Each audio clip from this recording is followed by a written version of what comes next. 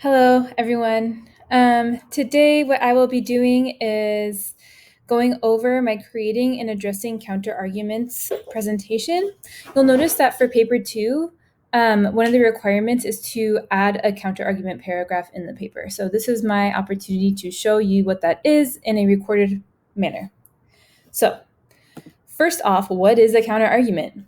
A counterargument is an argument you provide in your essay that directly opposes the thesis statement. It requires that you know your audience. Who are you speaking to in this essay? It could go anywhere in the essay, but is often expressed in a paragraph and placed toward the end of the essay before the conclusion. It must be followed up by a rebuttal or a response to the counterargument that displays the strength of your argument over your opponent's. So at this point, I'd like you to take a second and consider the thesis for your essay. What would an opponent potentially say to it?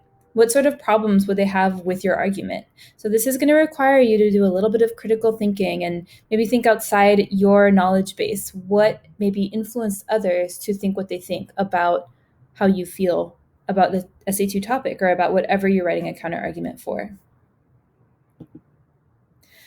The reason why you would include one in your paper, even though it does seem a little bit counterproductive to acknowledge the other side, a counter argument can actually strengthen your overall argument. It helps you as an author build ethos in your paper because it demonstrates that you've done the appropriate research and respect your opponent's opinion.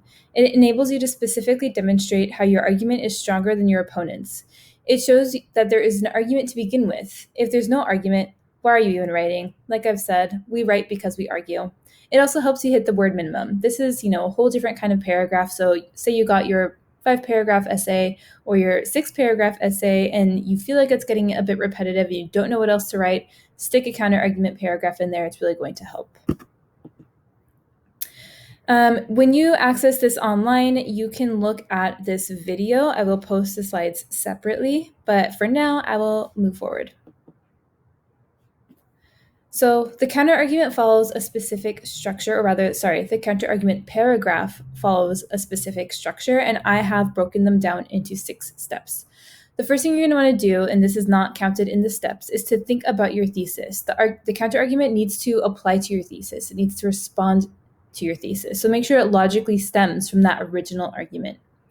The first step in the 6-step process is to create some sort of lead in.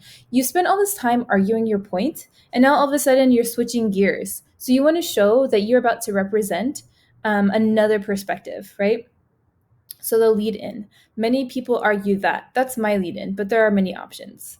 The second thing you're going to want to do is include the actual argument, the counter argument.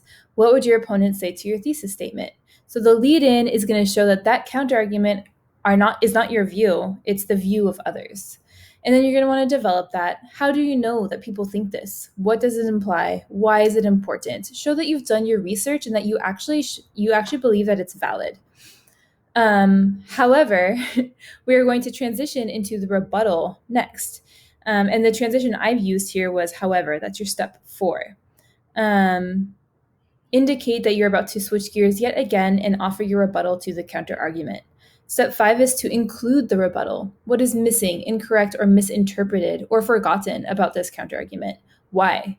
What is it that makes it not quite strong enough to be true? And then you want to develop that. Why are you right? What's the proof or the support? Maybe indicate a source that you used or some information that you found. What do you address that your opponents are missing? So here I have a paragraph that I wrote that has all the parts in there, and it is color-coded. So the parts that indicate a shift in perspective are in red. The counter-argument and rebuttal themselves are in blue, and all the development is in pink. I closed off the paragraph with a closing statement just to make it coherent, and I put that in green at the bottom. So I'll read it for you. The lead-in is, opponents of the Joey-Rachel endgame theory may argue that. And then we move on to the counter-argument. Rachel rightly ends up with Ross at the conclusion of the series, as Ross's longtime affection for Rachel seems to indicate that they are meant to be. Their on and off relationship through the series suggests an unbreakable magnetism. No matter what challenges they encounter, they can't seem to stay away from each other. These observations support Phoebe's season 2 prediction that Ross is Rachel's lobster in reference to lobsters as lifelong monogamous creatures. So you can see how I presented the counterargument. It's clear that this is a counterargument. It's not my opinion, but it's the opinion of opponents of the Joey Rachel endgame theory. And then all the part in pink is the development of that. I'm explaining why they feel that way and showing that it's a valid feeling. But now I'm about to switch gears and offer my rebuttal. So my transition is the word however, and the rebuttal is Ross's behavior towards Rachel is jealous, inflammatory, and often controlling. That's the thing I think that people who oppose the Joey Rachel endgame theory forget that Ross was controlling of Rachel and he was kind of jealous and not that nice to her. I'll explain this further here. He demeans her work ethic while defending his own, citing the fact that she is a waitress as a disadvantage of dating her, and then when she finally does land a place in a career that she actually desires, he feels threatened by her dedication to her job. He also doesn't trust her around other men, particularly her boss Mark in season 3. Twitter user Skyplana concludes that Ross's lengthy desire for her allows him to feel as though he earned Rachel's affection and can claim her. This stands in stark contrast to Joey's kind and supportive demeanor towards Rachel throughout the series, and the way in which he develops true feelings for her after a 7-year-long friendship, and when Rachel is actually pregnant with Ross's baby. Skyplana points out in her Twitter thread covering the subject that Joey is the only one who really notices what Rachel wants, and that the platonic nature of their friendship throughout most of the series proves that his concern for her is genuine, not based on possessiveness derived from a long-standing crush like Ross's. Even though Joey develops strong feelings for Rachel, he respects Rachel's rejection and is able to maintain his friendships with both Ross and Rachel and keep the peace within the group of friends intact. Thus, Rachel would have had a significantly healthier and more loving relationship with Joey than with Ross. Normally in a class, this is the task I would give to you. I would have you look at your handout, which I will go over, and then identify the parts in the previous slide. Obviously, I've just done that for you. And then I would have you complete the following exercise. And this is something that you can use to help guide you as you write your counterargument paragraph. So what you want to do is copy your thesis statement onto your handout. You can edit it if you like. Actually, I'm going to go to the handout. Oh, hey. So here's our handout. Let's make it a little bit bigger. So this kind of just goes over what a counterargument is, and then the 6 different steps or the 6 things that you'll want in it. There's a sample paragraph that I would have had you actually go through and look for the different parts. And then here is the task. This is something that you could do to help you as you work through your counterargument paragraph. So start with your thesis statement because that's the backbone of your paper. What you want to do is make sure that it's at the forefront of this counterargument.